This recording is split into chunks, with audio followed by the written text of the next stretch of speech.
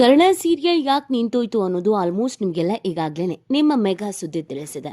ಆದರೆ ಇದೀಗ ಭವ್ಯ ಗೌಡ ಮಾಡಿದ ಎಡವಟ್ಟಿಗೆ ಕೋಟಿ ಕೋಟಿ ದಂಡ ಕಟ್ಟಬೇಕಾದಂಥ ಪರಿಸ್ಥಿತಿಯಲ್ಲಿ ಭವ್ಯ ಇರುವುದು ಗೊತ್ತಿಲ್ಲದ ವಿಚಾರ. ಆ್ಯಕ್ಚುಲ್ ಆಗಿ ಏನು ನಡೀತು? ತನ್ನನ್ನು ಬೆಳೆಸಿದಂಥ ಚಾನಲ್ಗೇನೆ ಭವ್ಯ ಧಿಮಾಕಿನ ಉತ್ತರ ಕೊಟ್ಟಿದ್ಯಾಕೆ? ಗೀತಾ ಅನ್ನುವ ಸೀರಿಯಲ್ ಮುಖಾಂತರವಾಗಿ ಇಂಡಸ್ಟ್ರಿಗೆ ಪರಿಚಯ ಆಗಿದ್ದು ಭವ್ಯ. ಬಹು ವರ್ಷಗಳ ಕಾಲ ನಿಲ್ಲಿಸಿ ಈ ಸೀರಿಯಲ್ ಚೆನ್ನಾಗಿಲ್ಲ, ಬೇಡ ಬೇಡ ಅಂತ ಹೇಳಿದ್ರು. ಚೆನ್ನಾಗಿಲ್ಲದಂಥ ಸೀರಿಯಲನ್ನು ಬಹು ವರ್ಷಗಳ ಕಾಲ ಪ್ರಸಾರ ಮಾಡಿ ಗೀತನಿಗೆ ಅಂದರೆ ಭವ್ಯನಿಗೆ ಮೈಲೇಜ್ ತಂದು ಕೊಟ್ಟಿದ್ದು ಆ ಸಂಸ್ಥೆ. ಆದರೆ ಅದೇ ಸಂಸ್ಥೆ ಬಿಗ್ ಬಾಸ್ ಅನ್ನುವಂಥ ಒಂದು ದೊಡ್ಡ ಆಫರ್ ಕೊಟ್ಟಾಗ ಒಪ್ಕೊಂಡಂಥ ಭವ್ಯ ಅದರಿಂದ ನೇಮು ಫೇಮು ಬರ್ತಾ ಇದ್ದ ಹಾಗೇನೆ, ಜನರು ಅವರನ್ನು ಗುರುತಿಸೋಕೆ ಶುರು ಮಾಡ್ತಾ ಇದ್ದ ಹಾಗೇನೆ ಇನ್ನೊಂದು ಸಂಸ್ಥೆಗೆ ಹಾರೋದಕ್ಕೆ ಮನ್ಸು ಮಾಡಿಬಿಡ್ತಾರೆ.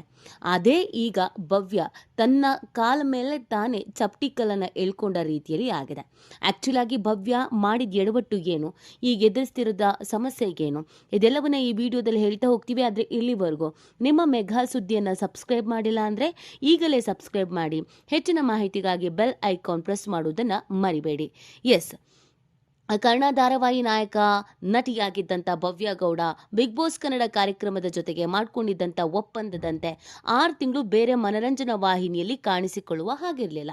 ಆದರೆ ಭವ್ಯ ಗೌಡ ಕರ್ಣ ಧಾರಾವಾಹಿಯಲ್ಲಿ ನಟಿಸುವ ಮುಖಾಂತರವಾಗಿ ಈ ಅಗ್ರಿಮೆಂಟ್ ನಿಯಮವನ್ನು ಪಾಲಿಸಲೇ ಇಲ್ಲ ಅಂತ ಬಿಗ್ ಬಾಸ್ ಪ್ರಸಾರ ಮಾಡಿದ್ದಂಥ ಕಲರ್ಸ್ ಕನ್ನಡ ವಾಹಿನಿಯವರು ಕರ್ಣ ಧಾರಾವಾಹಿಗೆ ಸ್ಟೇಯನ್ನು ತಂದಿದ್ರು.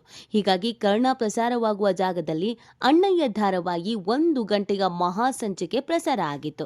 ಈಗ ಮತ್ತೊಂದು ವಿಷಯ ಕಿರುತೆರೆ ವಲಯದಲ್ಲಿ ಕೇಳಿ ಬರ್ತಾ ಇದೆ. ಭವ್ಯ ಗೌಡ ಕಲರ್ಸ್ ಕನ್ನಡದ ಜೊತೆಗೆ ಒಪ್ಪಂದ ಮುರಿದಿದ್ದೇ ಅಲ್ಲದೆ ವಾಹಿನಿಗೆ ಪ್ರತಿಕ್ರಿಯೆಯನ್ನ ನೀಡೇ ಇರಲಿಲ್ಲಂತೆ.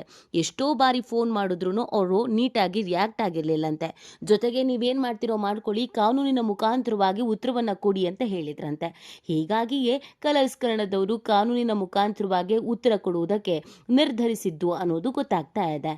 2 ಪ್ರಮುಖ ವಾಹಿನಿ ಮತ್ತು ನಟಿಯ ನಡುವಿನ ಈ ವಿಚಾರ ಈಗ ಮತ್ತಷ್ಟು ಕಗ್ಗಂಟಾಗುವಂತ ಲಕ್ಷಣಗಳು ಕಾಣಿಸ್ತಾ ಇದೆ. ಯಾವಾಗ ಕರ್ಣ ಧಾರಾವಾಹಿಯ ಮೇಲೆ ಸ್ಟೇ ತರಲಾಯಿತು, ಆ ವಾಹಿನಿಯು ತನ್ನ ಇನ್ಸ್ಟಾಗ್ರಾಮ್ನಲ್ಲಿ ಒಂದು ಪೋಸ್ಟ್ ಅನ್ನ ಶೇರ್ ಮಾಡಿತ್ತು. ಅದರಲ್ಲಿ ಕರ್ಣ ಬರೋದನ್ನ ತಡ ಆಗುವಂತೆ ಮಾಡಬಹುದು, ಆದರೆ ಬರುವುದನ್ನು ತಡೆಯೋಕೆ ಸಾಧ್ಯವೇ ಇಲ್ಲ ಅನ್ನುವಂಥ ಪದವನ್ನು ಬಳಸಿತ್ತು. ಕೆಲ ಮಾಧ್ಯಮಗಳು ಇದನ್ನು ಪ್ರತಿಸ್ಪರ್ಧಿ ಚಾನಲ್ಗೆ ಟಾಂಗ್ ಕೊಟ್ಟ ವಾಹಿನಿ ಎಂಬ ಶೀರ್ಷಿಕೆ ಕೊಟ್ಟು ಸುದ್ದಿಯನ್ನು ಬರೆದಿದ್ವು. ಈಗ ಇದೇ ವಿಚಾರವನ್ನು ನ್ಯಾಯಾಲಯದ ತನಕ ತಲುಪಿಸೋಕೆ ಹೊರಟಿದೆ ಕಲರ್ಸ್ ಕನ್ನಡ ಅನ್ನೋದು ಗೊತ್ತಾಗ್ತಾ ಇದೆ.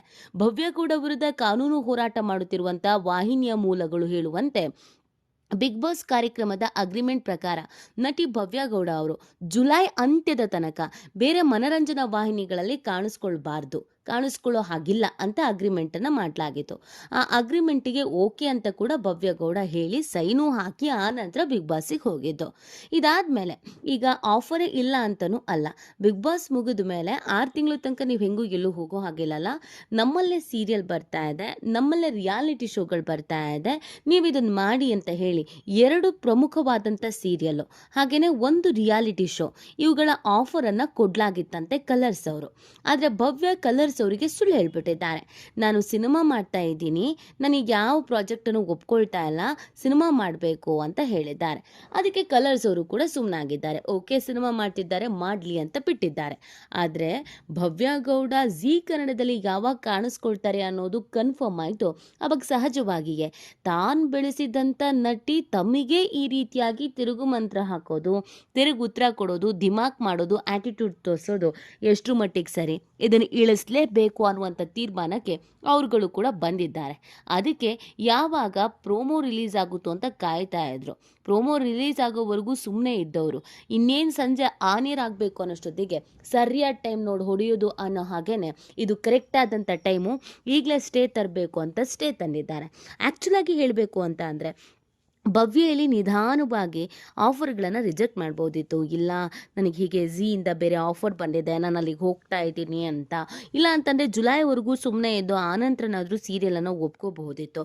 ಆದರೆ ಭವ್ಯ ಇದೆಲ್ಲ ಇಷ್ಟು ದೊಡ್ಡದಾಗುತ್ತೆ, ಇಷ್ಟು ಸೀರಿಯಸ್ ಆಗುತ್ತೆ ಅಂತ ಗೆಸ್ ಕೂಡ ಮಾಡಿರಲಿಲ್ಲ ಅಂತ ಕಾಣಿಸುತ್ತೆ. ಆ ಕಾರಣಕ್ಕಾಗಿ ಭವ್ಯ ಎಲ್ರಿಗೂ ಚಳ್ಳೆ ಹಣ್ಣು ತಿನ್ನಿಸ್ಬೋದು ಅಂತ ತುಂಬ ಈಸಿಯಾಗಿ ಅಂದ್ಕೊಂಡಿದ್ದಾನೆ. ಆದರೆ ಅವೆಲ್ಲವೂ ಒಂದು ದೊಡ್ಡ ಸಂಸ್ಥೆಗಳು.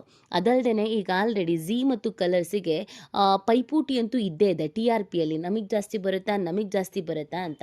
ಇಂಥ ಪೈಪೋಟಿಯ ಸಂದರ್ಭದಲ್ಲಿ ತಾನು ಹೋಗಿ ಮಧ್ಯದಲ್ಲಿ ಸಿಲುಕಿಕೊಂಡಿದ್ದು ಇನ್ನೂ ದೊಡ್ಡದಾದಂಥ ಎಡವಟ್ಟು.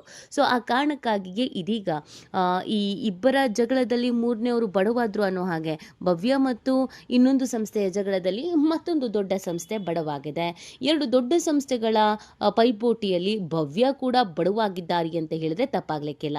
ಇಲ್ಲಿ ಭವ್ಯಗೆ ಇದ್ದಿದ್ದು ವ್ಯಾಮೋಹ. ಇಲ್ಲಿ ಎಲ್ಲ ಸೀರಿಯಲ್ಗಳು TRP ಚೆನ್ನಾಗಿ ಬರ್ತಾ ಇದೆ, ಟಾಪಲ್ಲಿ ಬರ್ತಾ ಇದೆ, ಇವುಗಳನ್ನ ಒಪ್ಕೊಳ್ಳೋದ್ರಿಂದ ನನ್ನ ಕೆರಿಯರಿಗೆ ಗ್ರೋತ್ ಆಗುತ್ತೆ, ನನ್ನ ಕೆರಿಯರಿಗೆ ಒಳ್ಳೇದಾಗತ್ತೆ, ಆಫರ್ ಬಂದಾಗ ಉಪಯೋಗಿಸ್ಕೊಳ್ಬೇಕು ಅಂತ ವ್ಯಾಮೋಹದಿಂದ ಯೋಚನೆ ಮಾಡಿದ್ದೆ ಇಷ್ಟೆಲ್ಲ ಅವಾಂತರಕ್ಕೆ ಕಾರಣ. ಅಕಸ್ಮಾತ್ ಆಕೆ ತನಗೆ ಕೆಲಸ ಕೊಟ್ಟಿದ್ದು, ತನ್ನನ್ನು ಹೀರೋಯಿನ್ ಆಗಿ ಮಾಡಿದ್ದು, ತನಗೆ ಮೈಲೇಜ್ ತಂದು ಕೊಟ್ಟಿದ್ದು, ತನ್ನನ್ನು ಬೆಳೆಸಿದ್ದು, ತನ್ನನ್ನು ಫೇಮಸ್ ಮಾಡಿದ್ದು ಈ ಸಂಸ್ಥೆಗೆ ಋಣವಾಗಿರಬೇಕು ಅಂತ ಹೋಗಿದ್ರೆ ಇಷ್ಟು ದೊಡ್ಡ ಸಮಸ್ಯೆಗಳೇ ಆಗ್ತಾ ಇರಲಿಲ್ಲ. ಹತ್ತಿದ ಏಣಿಯನ್ನು ಒದ್ದಿದ್ದಕ್ಕೆ ಈ ಕೆಲಸ ಆಗಿದೆ ಅಂತ ಕೆಲವರು ಹೇಳ್ತಾ ಇದ್ದಾರೆ. ಇದೀಗ ಕೋಟಿ ಫೈನನ್ನು ಹಾಕಲಾಗತ್ತೆ. ಯಾಕಂದರೆ ಆ ಅಗ್ರಿಮೆಂಟನ್ನು ಮುರಿದ್ರೆ ಇಷ್ಟು ಕೋಟಿ ದಂಡವನ್ನು ಒದಿಸಬಹುದು ಅನ್ನೋದು ಕೂಡ ಅಗ್ರಿಮೆಂಟ್ನಲ್ಲೇ ಇರುತ್ತೆ. ಸೊ ಹಾಗಾಗಿ ಭವ್ಯ ಖಂಡಿತವಾಗಿಯೂ ಸಂಕಷ್ಟವನ್ನು ತಂದಿಟ್ಕೊಂಡಿದ್ದಾರೆ ಅಂತ ಹೇಳಿದರೆ ತಪ್ಪಾಗಲಿಕ್ಕಿಲ್ಲ. ಇದು ಕಾನೂನಾತ್ಮಕವಾಗಿ ಹೇಗೆ ಅನುಸರಿಸ್ತಾರೋ ಅಥವಾ ಅದನ್ನು ಹೇಗೆ ಫೇಸ್ ಮಾಡ್ತಾರೋ ಅನ್ನೋದನ್ನು ಕಾದು ನೋಡಬೇಕು. ಈ ಬಗ್ಗೆ ನಿಮ್ಗೆ ಅನಿಸುತ್ತೆ ಅನ್ನೋದನ್ನು ನೀವು ಕೂಡ ಕಮೆಂಟ್ ಮಾಡಿ ನಿಮ್ಮ ಅನಿಸಿಕೆ ಮತ್ತು ಅಭಿಪ್ರಾಯವನ್ನು ತಿಳಿಸಬಹುದು.